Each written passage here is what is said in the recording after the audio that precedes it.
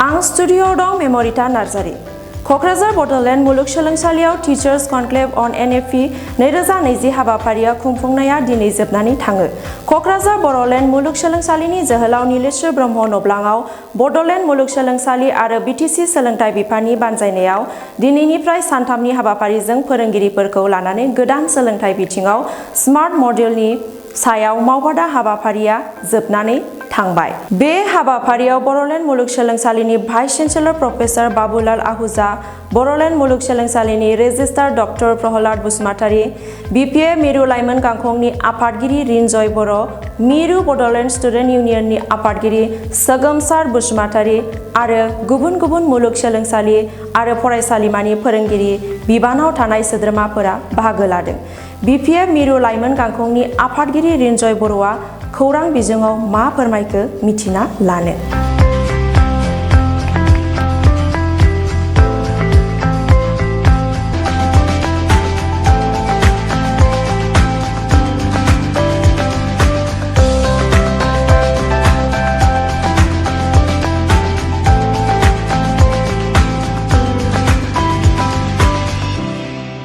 Three-day teachers training program come workshop सामार पर्टेलनि सायाव फैयै फैयै दिनै बे जोबफैबाय। दिनै थामथि सान आरो हाग्रामा महिलारि सारा बे प्रग्रामखौ एरेन्ज खालामनानै होदोंमोन आरो गोबां टिचार्सफोरनिफ्राय जों दा फिडबेक मोनदों। जोबोद मोजां मोनदों टिचार्सफ्रा आरो बेखौ हायोब्ला माने कलेज लेभेलावबो बे ट्रेनिंखौ नांगौ होननानै बुंदों आरो बिथांमोना। आरो बे ट्रेनिं लायोबा जोंहा माने एग्जामिनेशन सिस्टेमा माखासे गेना गोरोन्थिफोर थानाय नङा। जोंनि स्टुडेन्टफोरा माने परीक्षा होनायाव सम सम जाबायदि माने प्रब्लेम जायो मालाबा नोंथांमोना बयबो खोनायो जोङो जे बे प्रब्लेम्सफ्रा थानाय नङा आरो बेसिक माखासे प्रब्लेमफ्रा गैया जागोन।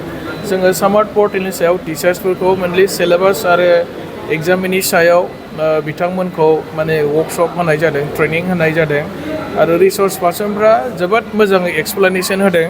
आरो आं सानो बे कनसेप्टआ जोंनि माने बड'लेण्ड ओनसोलनि फोरोंगिरिफोरनाव माने क्लियार जाबाय आरो जायफ्रा बाहागो लाफैदों। आरो बेनिखायनो बिथांमोना जाबायदि दाबि खालामदों इन फिउचाराव माने कलेज लेभेलावबो जानांगौ होननानै बेनि इम्परटेन्सखौ टिचार्सफ्रा बुजिदों आरोखि। आरो बेजों मोनसे जोंहा माने सोलोंथाइ बिथिङाव जोंनि कलेजफोरा माने जोबोद लाब जागोन। जोंनि स्टुडेन्टफोरनि फिउचारा माने मोजां जागोन। बे ट्रेनिंखौ नांगौ होनना बुंनायलाय आङो बेनि सायावहाय हाग्रामा महिलारि सारनो एक्सप्लेनेसन होगोन जे बे ट्रेनिंखौ जोङो इन फिउचार जोङो माने कलेज लेभेलावबो खालामनांगौ होननानै।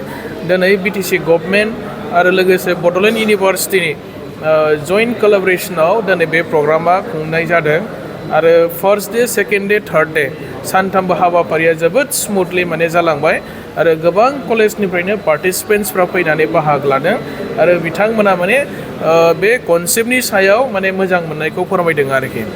दा बेखिनियानो खोथाया।